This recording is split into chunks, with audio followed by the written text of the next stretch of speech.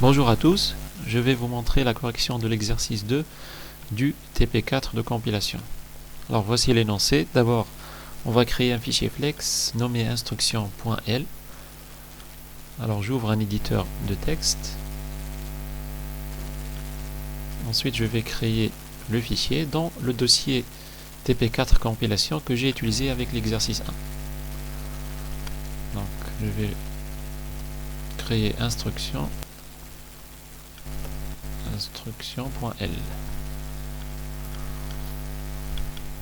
Alors je prépare les parties du fichier flex. Alors on doit toujours inclure le fichier qui aura l'extension .tab.h dans la première partie du fichier flex. Donc dans notre cas ça sera instruction.tab.h. Dans la deuxième partie, donc, on doit toujours mettre %option no YY wrap, et pour le numéro de la ligne %option YY line no. Voilà. Alors j'y retourne à l'énoncé. Alors quelles sont les unités lexicales? On a les mots-clés début, fin et somme. On a les entiers, le caractère virgule. Voilà. Donc là, je vais déclarer l'unité lexicale entier. Donc c'est quoi un entier? Je vais utiliser la même définition que pour l'exercice 1. C'est-à-dire qu'un entier, ça peut commencer par un signe. Et ensuite, on a un ou plusieurs chiffres. Maintenant, je passe à la troisième partie. Alors, si je rencontre un entier, je fais un return et je lui donne un nom, par exemple entier. Donc ce nom sera utilisé dans la grammaire. Maintenant les mots-clés, donc on a début, je fais un return, par exemple début en majuscule. Alors pareil pour le mot-clé fin, return fin en majuscule. Et pareil pour le mot-clé somme, return somme en majuscule. Ensuite on a le caractère virgule, return, et je lui attribue un nom, par exemple virgule, voilà, en majuscule. Alors, par la suite, on doit toujours ignorer les espaces et les retours à la ligne, comme on a toujours fait. Alors je peux mettre ici un petit commentaire, ignorer les espaces et les retours à la ligne. Et enfin, je termine avec la règle point lorsque je retrouve un caractère qui n'appartient pas au langage. Donc là, je vais afficher un message d'erreur, par exemple, erreur lexicale, comme on a toujours fait. Donc, erreur lexicale entre deux parenthèses, et j'affiche le symbole qui n'appartient pas au langage. Donc, erreur lexicale à la ligne, et j'affiche là le numéro de la ligne.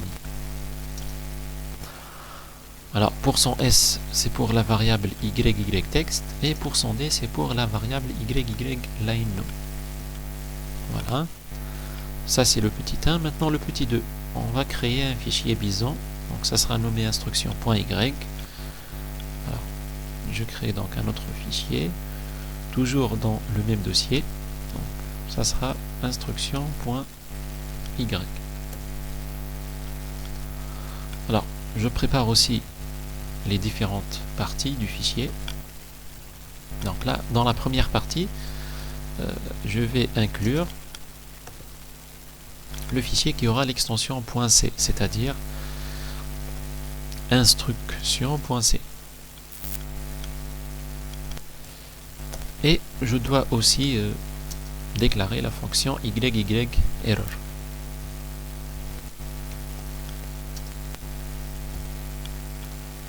Alors, dans la deuxième partie, je dois déclarer les tokens retournés par flex, c'est-à-dire entier, début, fin, etc. Donc, entier, début, fin, somme, virgule. Voilà. Voilà, c'est tout jusqu'à maintenant.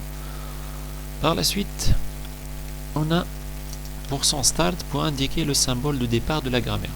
Alors, je vais d'abord regarder la grammaire dans l'énoncé. Alors, pour notre grammaire, on a une ou plusieurs instructions comprises entre les mots-clés début et fin. Donc là, pour le symbole de départ, je vais utiliser par exemple le grand S. Alors, je passe à la grammaire.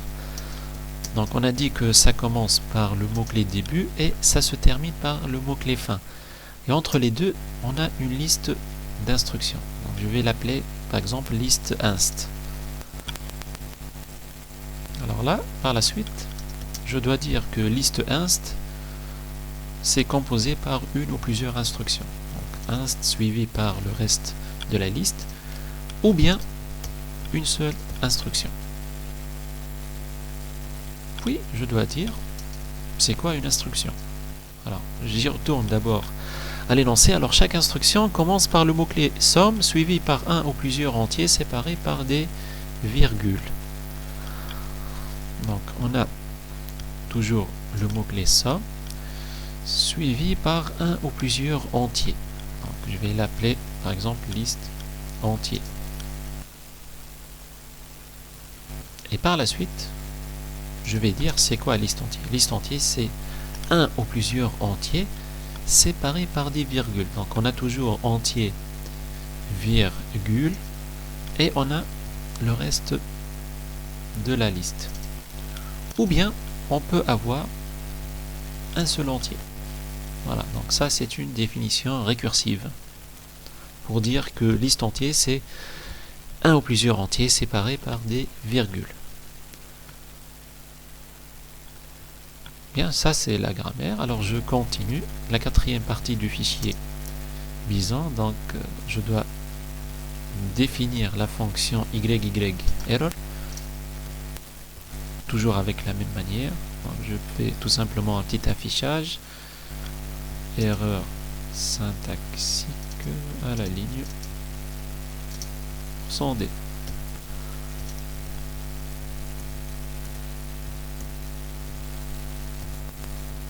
Et enfin la fonction main. Donc je dois faire appel à la fonction YYParse. Donc if not YYParse, c'est-à-dire if YYParse est égal à 0, dans ce cas, je n'ai aucune erreur syntaxique. Donc je peux afficher fin de l'analyse. Bon, je vais mettre directement fin de l'analyse sémantique. Parce que l'exercice, ça concerne l'analyse sémantique. Voilà. Bon.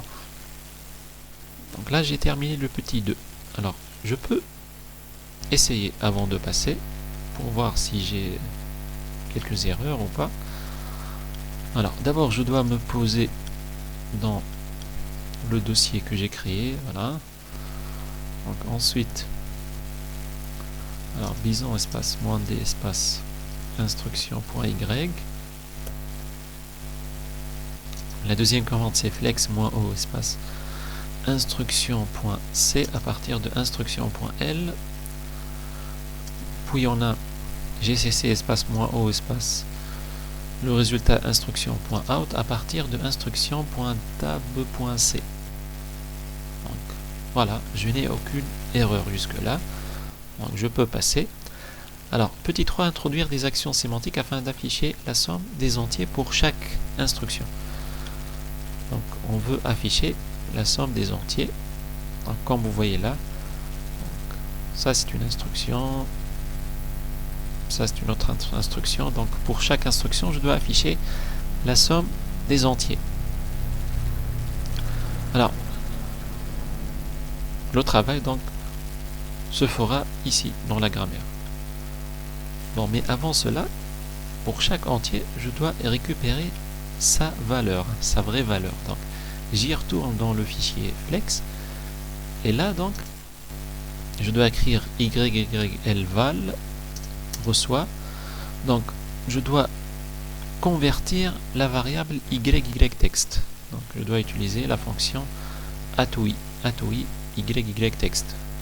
Voilà. Donc, pour chaque mot reconnu comme étant un entier, donc je récupère sa valeur, donc sa valeur entière, sa vraie valeur. Voilà, là donc je dois calculer la somme. Alors l'instruction elle est là. D'accord, donc on a somme suivi par liste entier. Donc pour calculer les entiers, eh bien je dois voir la liste. Donc liste entier, voilà. Alors là, je vais commencer par le premier cas. Si la liste des entiers contient un seul entier. Donc là, c'est facile. Alors, le résultat d'abord, je vais le mettre dans le symbole liste entier. Hein. C'est-à-dire, je dois écrire $$ égal. Donc, égal à quoi? Égal à ça. Égal donc au seul entier qui se trouve. Hein. Donc, l'entier qui se trouve, il est seul, donc il sera bien sûr $1. Voilà. Bon. En fait, cette action, c'est l'action qui se produit par défaut. Hein. Si on n'a pas mis d'action sémantique, alors par défaut, il va exécuter ça. Donc, c'est-à-dire que je ne suis pas obligé de l'écrire tout ça. Parce qu'il sera effectué par défaut. Donc, je peux l'enlever tout simplement. Maintenant, l'autre cas, si la liste contient plusieurs entiers. Alors, donc, $$ égard, c'est-à-dire le symbole là, il va recevoir le résultat. Donc, $$ égal à quoi? Égal à cet entier, donc $1 plus, alors plus quoi? Plus le résultat du reste de la liste.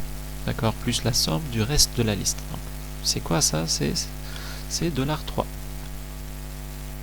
D'accord? Donc là, c'est un calcul récursif en fait. Donc à chaque fois, il va voir le reste de la liste jusqu'à obtenir un seul entier.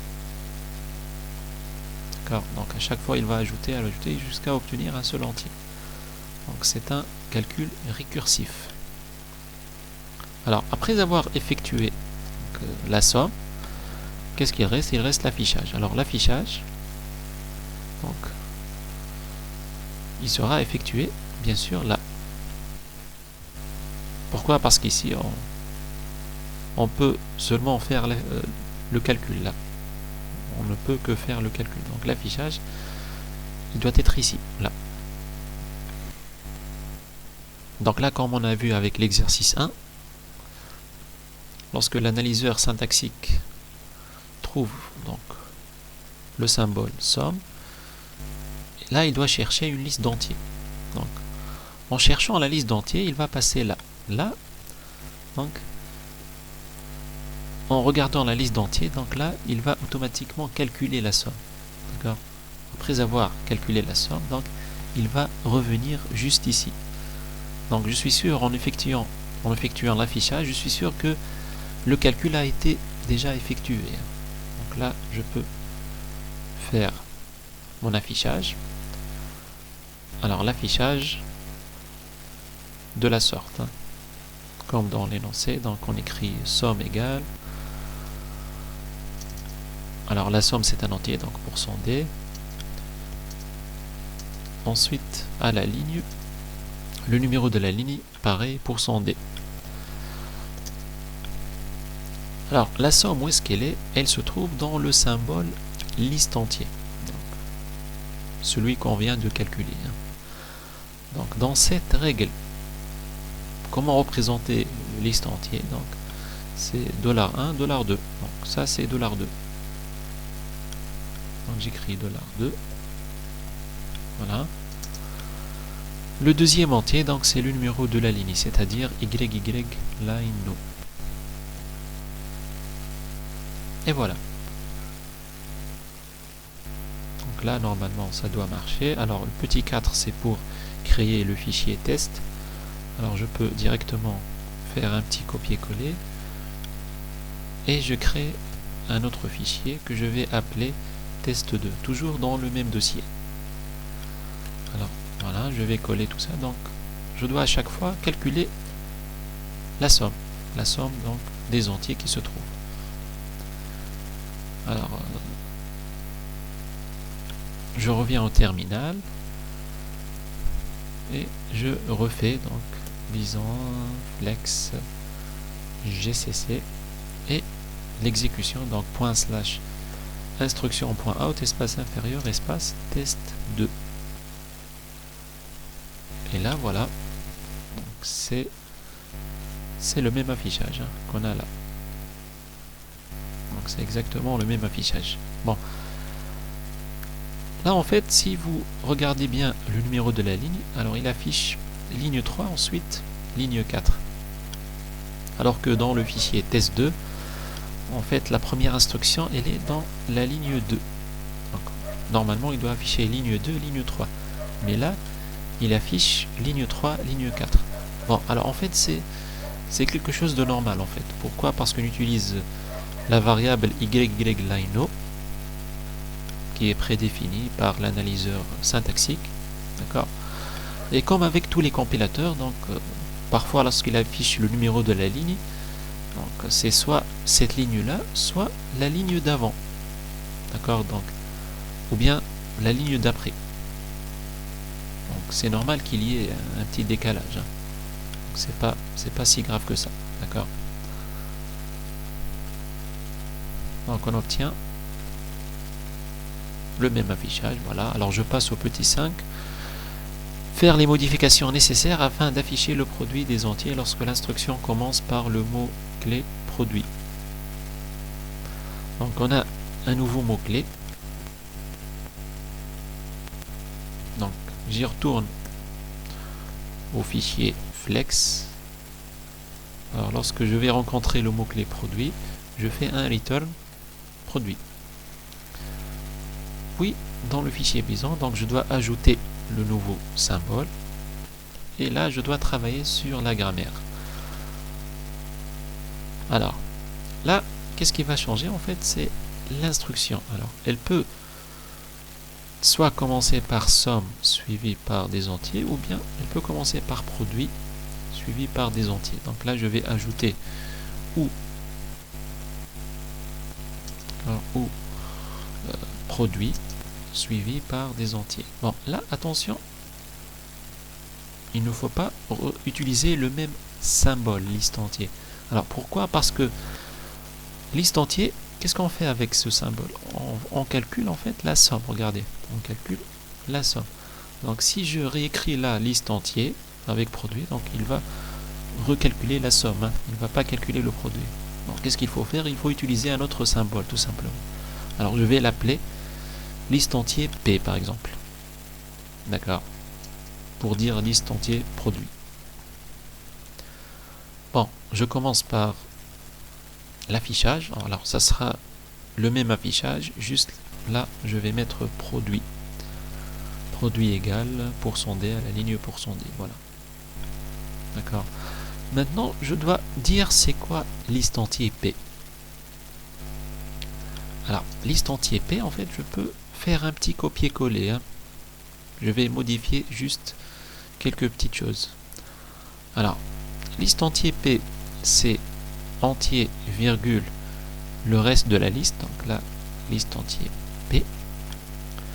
Alors, là, l'opération, c'est un produit. Donc, $1 fois $3. D'accord? Ou bien, ça peut être un seul entier. Donc, c'est la même opération. Donc, si on a un seul entier, c'est-à-dire que liste entier P, elle va prendre la valeur de cet entier-là. Alors, normalement, c'est suffisant pour le petit 5.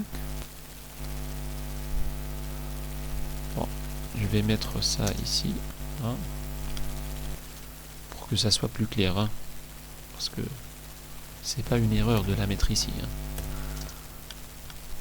Alors je vais retester tout ça. Bon, d'abord je dois ajouter quelques produits là. Donc, produit par exemple moins 2, 10, donc ça va donner moins 20. Moins 20 fois par exemple 5, ça va donner moins 100. Puis je vais ajouter un autre produit, par exemple 8 fois 9 par exemple, ça va donner 72. Alors je vais réessayer donc.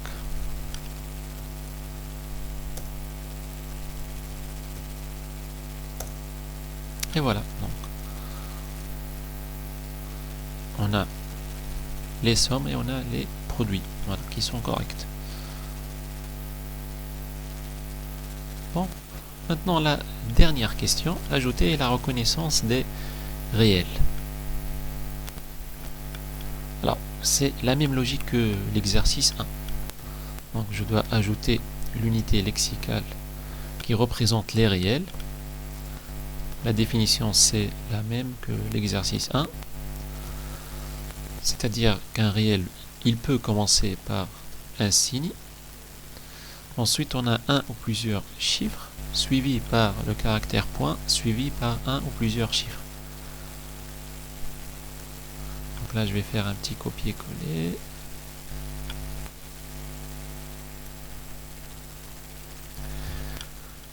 Bon, là, on va modifier là. Alors, puisqu'on a deux types, donc il faut ajouter une union dans le fichier Bison. Donc, je vais aller... Bon, d'abord, je vais ajouter le symbole réel. Ensuite, je vais mettre une union pour déclarer donc mes types. Alors, quels sont mes types? Donc, j'ai le type entier et le type réel. Alors, le type entier, alors int, je vais lui donner un nouveau nom. Je vais l'appeler par exemple type entier. Et on a le type réel double. Pareil, je vais l'appeler par exemple type réel. Voilà. Par la suite, je dois typer tous les symboles que j'utilise dans les opérations. Alors, je commence par le type entier. Alors, le seul symbole qui est de type entier, là, c'est entier. Ensuite, on a l'autre type, c'est le type réel. Alors, quels sont les symboles de type réel? Déjà, on a le symbole réel. Puis, je dois vérifier ma grammaire. Alors là, déjà, somme égale. Donc, la somme, là, elle va être de type réel. Hein, puisque si on fait la somme d'entiers et de réels, donc ça sera un réel, la somme. Voilà. Donc, égal %f. Donc là, ça concerne $2, c'est-à-dire liste entier. Donc, liste entier, logiquement, elle sera de type réel. Alors, pareil pour le produit, %f. Donc, le produit, c'est liste entier P. Voilà. Bon, en ce qui concerne les noms, là, je vais modifier les noms, puisqu'on n'a pas que des entiers. On peut avoir des entiers ou bien des réels. Donc, je vais appeler tout ça liste nombre. Hein. Et la deuxième sera liste nombre P. D'accord? Donc, ça, c'est mieux. Hein. C'est plus compréhensible. Voilà. Donc, liste nombre et liste nombre P. Alors, en ce qui concerne liste nombre, donc là, ça peut être soit un entier, soit un réel. Donc, je vais l'appeler par exemple nombre. Nombre, virgule, liste nombre, ou bien donc un seul nombre. Pardon, ça c'est liste nombre. D'accord. La deuxième, c'est liste nombre P. Alors, liste nombre P. Pareil, ça peut commencer donc par un nombre, suivi par une virgule, suivi par le reste de la liste, ou bien je peux avoir un seul nombre. Voilà. Voilà, normalement c'est ok. Alors juste là, l'affichage, je vais afficher seulement 2 chiffres après la virgule. Voilà. Bon, c'est pas obligatoire, mais c'est mieux comme ça. Voilà. Alors, normalement, Normalement c'est ok. Ah oui, là, nombre, je dois le typer. Hein. Donc c'est un réel. Et j'ai oublié donc de dire que nombre, ça peut être soit un entier, soit un réel. Bon, là, comme pour l'exercice 1, ça va causer un problème. Puisque nombre doit avoir un seul type. Donc ce qui est là doit être de type réel. Hein. Donc, si je rencontre un entier, là, je dois le convertir en réel. Donc, $$ reçoit. Alors, comme j'ai fait pour l'exercice 1, donc je prends la valeur de l'entier, c'est-à-dire la $1, et je multiplie par 1.0. Donc là, je suis sûr d'avoir comme résultat un réel. Voilà. Normalement, là, c'est OK. Alors, j'y retourne au terminal. Bon, je peux, dans le fichier test, là, je peux ajouter quelques réels.